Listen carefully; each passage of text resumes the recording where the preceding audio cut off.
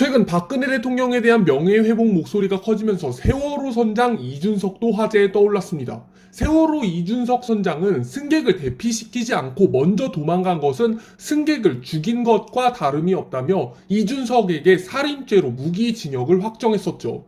당시 무기징역조차 가볍다면서 사형하라고 난리였습니다. 그 당시를 기억하는 분들이 있다면 그 당시 이준석은 정말 엄청난 범인으로 뽑혔습니다.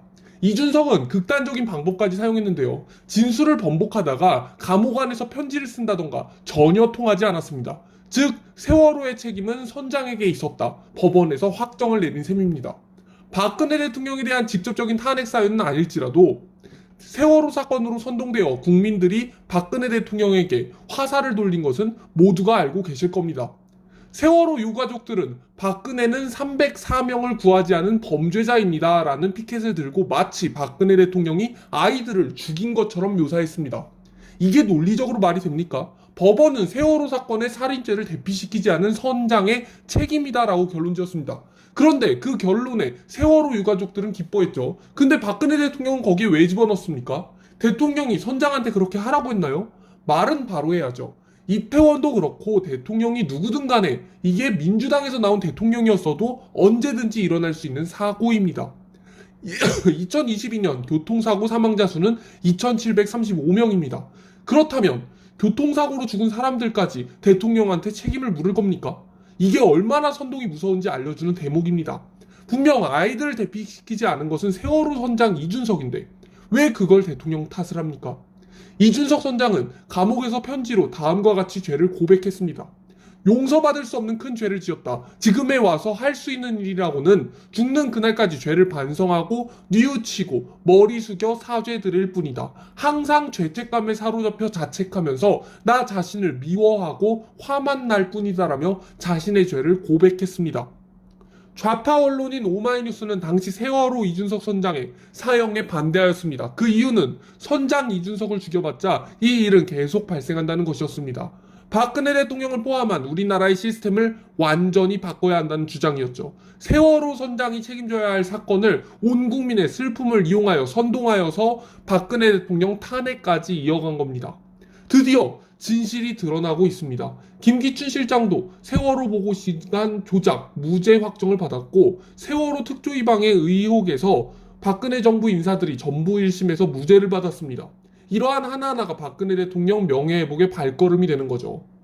2017년 3월 10일 오전 11시 21분에 재판관 전원의 일치된 의견으로 주문을 선고합니다. 주문 피청구인 대통령 박근혜를 파면한다. 이 말을 했던 이정민은 어떻게 살고 있을까요? 지금 박근혜 대통령을 함께 했던 사람들은 이제 무죄를 받으며 명예회복이 되어가고 있는데 과연 탄핵시킨 탄핵 주범들은 도대체 어떻게 살고 있는 걸까요?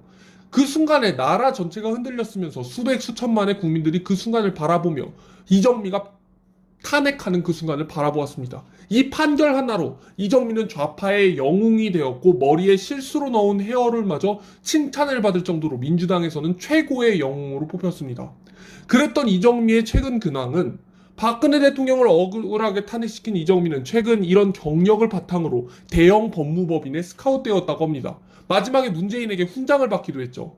대형 법무법인의 상임 고문 변호사로 엄청난 돈을 벌게 되었는데요. 이정미에게 소감을 직접 물어보자 이정미는 지금이 가장 행복하다. 옛날보다도 지금이 너무너무 좋다. 퇴임 후에 법무법인에서 변호사로 일하고 있는 지금이 제일 행복한 때다. 아이들도 이제 다 자리를 잡고 이젠 강아지도 입양해서 주말마다 강아지를 데리고 가족과 여행을 떠나는 중이라고 말했습니다. 또한 이정민은 자신은 독실한 기독교인이라고 말하기도 했는데요. 수많은 우파 사람들은 기독교인이 어떻게 그럴 수가 있느냐. 저건 기독교인이 아니다. 말이 안 된다. 기독교인이라면 전광훈 목사처럼 애국을 말하고 보수에 있어야지 어떻게 좌파이면서 기독교인이 양립할 수가 있느냐라며 수많은 사람들이 욕하기도 했습니다. 박근혜 대통령은 탄핵되어 벌금과 추징으로 모든 돈을 잃고 심지어 병원비도 없고 생활비도 없다고 합니다. 심지어 오래된 감옥 생활로 몸은 다 망가져서 지금은 건강 회복에만 집중하면서 언론에도 얼굴을 가끔 볼 수 있는 상황이었죠. 최근 들어서야 박근혜 대통령이 시장에 나오기도 하고 윤석열 대통령과 함께 나오기도 하고 심지어 윤석열 대통령이 직접 사저까지 찾아가면서 명예회복에 굉장히 힘쓰고 있는 모습이 계속 보이고 있죠. 박근혜 대통령을 최대한 명예회복하려는 하나의 수순인 겁니다. 끝으로 가서 어떻게 될지는 아직까지는 알 수 없지만 지금은 적어도 윤석열 대통령이 박근혜 대통령의 명예회복에 엄청난 심혈을 기울이고 있다는 걸 알 수 있습니다.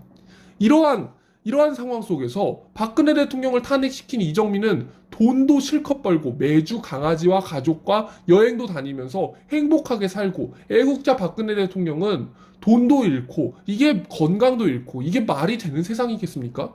박근혜 대통령이 그럼 재산이 없는데 도대체 어떻게 하고 있을까요? 박근혜 대통령이 재산이 없는 것에 대해서 유영하 변호사에게 물어보자 인터뷰를 통해서 박근혜 대통령의 재산은 정말 하나도 없었다. 원래 삼성동 집 한 채와 재직 시절에도 월급 저축 통장밖에 없었는데 그나마도 삼성동 집 팔아서 내곡동 집을 사고 추징과 벌금으로 모두 다 없어졌다고 밝혔습니다.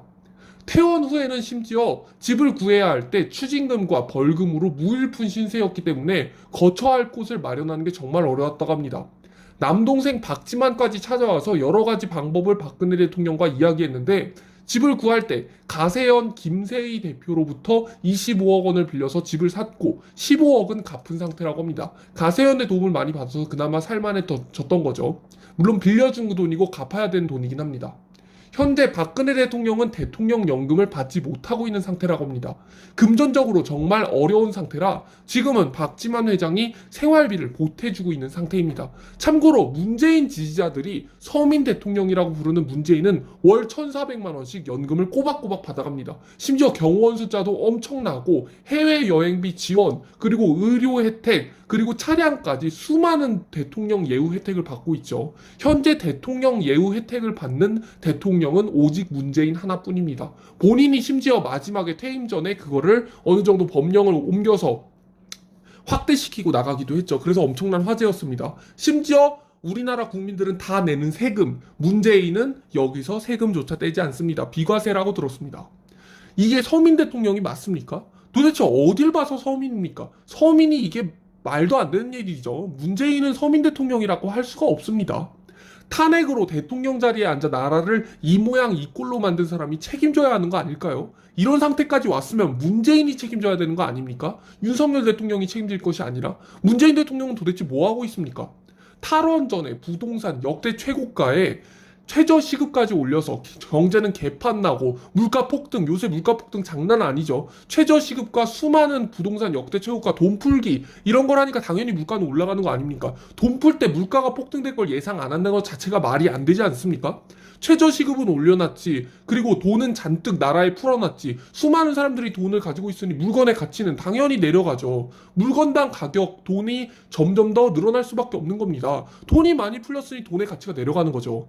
문재인 대통령 취임 이후에 이렇게까지 나라가 박살이 났는데 모두가 진실을 알아야 합니다. 나라를 이 모양 이 꼴로 만든 사람은 매월 1,400만 원씩 받으면서 전원 생활을 즐기고 있고 애국한 박근혜 대통령은 무일푼으로 쫓겨나 명예회복만을 바라고 있습니다.